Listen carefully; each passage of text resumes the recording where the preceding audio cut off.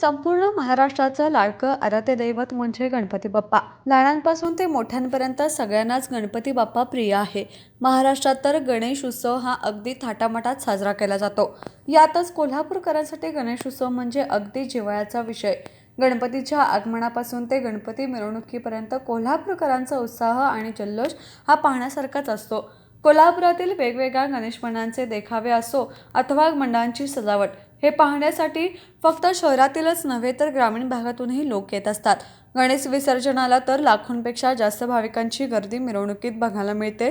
आपल्या लाडक्या बाप्पाला शेवटचा निरोप देण्यासाठी भाविकांमध्ये जल्लोषाचे वातावरण बघायला मिळते.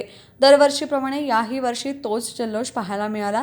यावर्षी तरुणाई मिरवणुकीत इतके वेगाण होते की त्यांना स्वतःच्या चपला निघाल्याचेही भान नव्हते.